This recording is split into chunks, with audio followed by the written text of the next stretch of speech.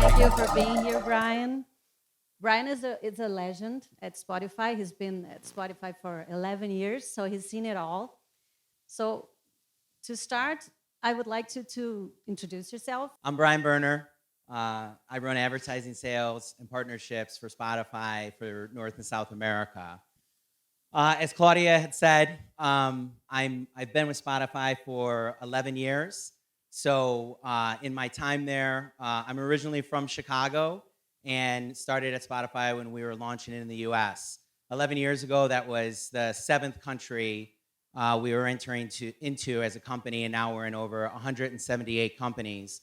So it's been very exciting, but I've also been very humbled and fortunate enough to see a lot of the change in the streaming landscape, in music, in podcasts, globally around the world. So very excited to be here. I'm excited to talk about Gen Z and culture next, as I'm still trying to figure it out at home beyond just advertising. So thank you.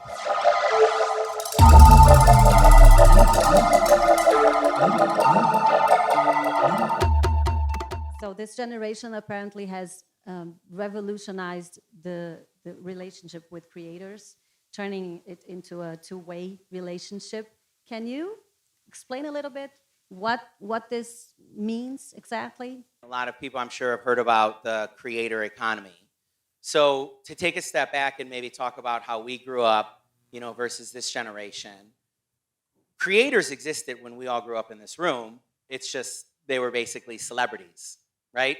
So whether you were a movie star or you were a musician, it was basically just a one-to-many relationship.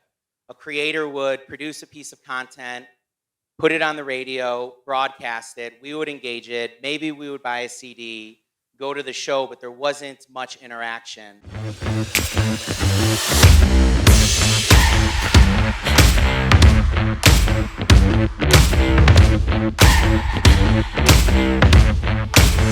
So now what happens today is if I'm a consumer, but again, even Gen Z really leans in more than the average consumer. And if they listen to a song by Joao, they can then listen to that song on Spotify, go to their social media platforms to interact with other people, have a community. But what you're also seeing is creators themselves getting inspired or even given feedback from their fan base. What I can say is to make a prediction in next year's Culture Next report is that I guarantee you we'll start learning more about NFTs and the metaverse and how that's going to become the next evolution of fans and creators basically, communicating together.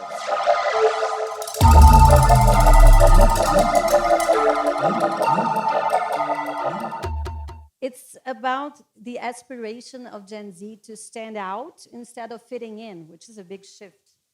How does audio help in this exploration of identities and individualities? So to level set, it's not as though things are any more chaotic or less chaotic than maybe when we were growing up. But what I can assure you is that this generation has more access to information than we ever did. So the flow of information and the access to it is just coming overwhelmingly at them. So the interesting trend that is starting to emerge with this generation, maybe versus us in this room, is a lot of our generation found unity through conformity and finding like-minded individuals and creating communities, and that's how we expressed ourselves. This generation is finding unity through differentiation. They don't want to be pigeonholed as one group. They want to have multiple personalities or identities. They want to be able to express themselves in multiple ways.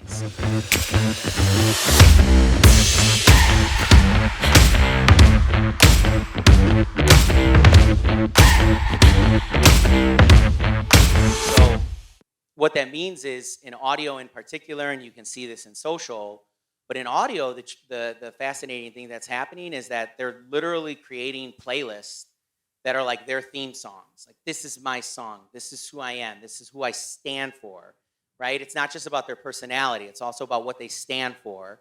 And they're making stances on, all these different issues, that are happening in society today. And this alter ego is kind of like, again, their theme song.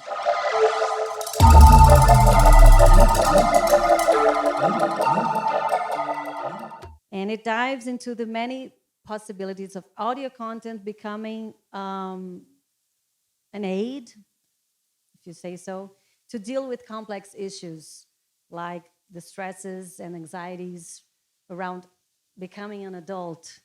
So it's interesting that audio has been a safe space for them to deal with these issues. Can you explain a little bit about that too? So I guess to repeat, like the first thing, where this generation and the access they have to the information is overwhelming. And then let's remember that Gen Z are 13 to 24-year-olds. So they're also going through physical life changes.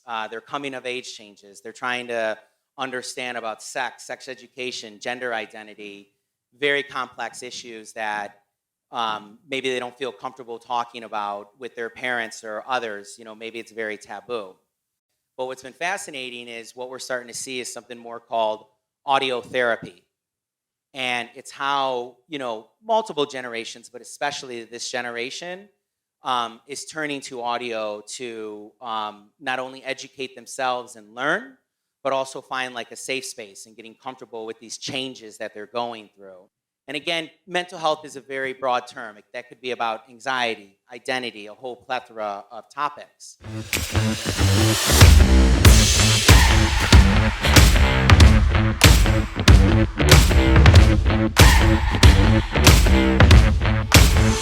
So that's like the power of audio, the good that can come from audio is that it is getting this generation more comfortable with addressing these complex issues and feeling more comfortable than to, go out and talk about them publicly.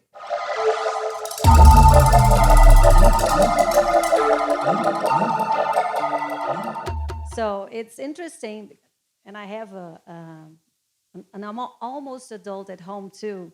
It always amazed me how she is into retro things and vinyl and the whole aesthetics, old aesthetics, styles and content, and even old ad campaigns.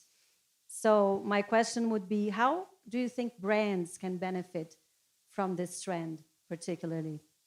Nostalgia is something that relates to all of us.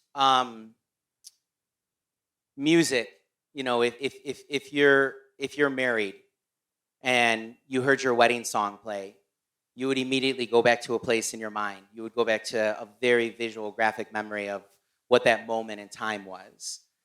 So nostalgia is something that everyone in this room can relate to. What's interesting, and that was a great share, thank you for that, with your child, is that most of us maybe spend time reminiscing about the past as we get older. And this generation is actively seeking that out. And again, this is a generation that has the world's information in their pocket, and they are a generation that craves discovery. So an interesting offset of that is them, looking back into, time. And one of the things we heard, whether or not, this lands is, this generation even looks back at like the 80s and 90s, and they think it's a more simple time back then.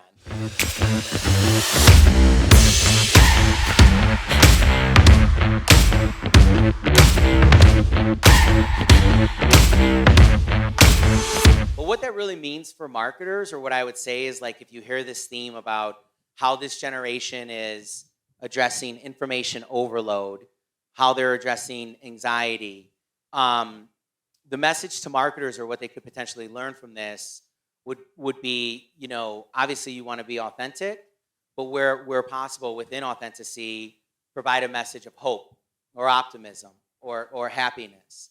And I think, again, but I go back, you can't just be a happy message. If it's not a happy message, you have to be very careful with that.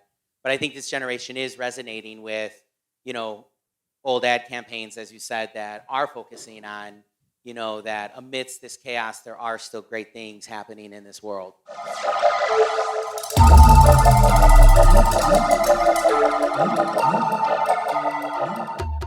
And it has to do with the immense possibilities of self-expression and creativity in the world of audio. So it's a great opportunity for brands, once again. And it's interesting that this generation seems to like relating to brands. They like to interact with brands. So can you give some interesting examples of what some brands have been doing, and maybe also give some tips for the brands that would like to interact with this generation that is eager to interact with them? So a few tips to unpack there is, first I would start with authenticity. The message being that it all starts with your brand values, and then stay true and stay core to who your brand is, and that should come out in your messaging and your advertising. What I'm going back to saying is that it all still ties back to storytelling and embracing audio and understanding how audio can be a part of your brand message and your brand strategy.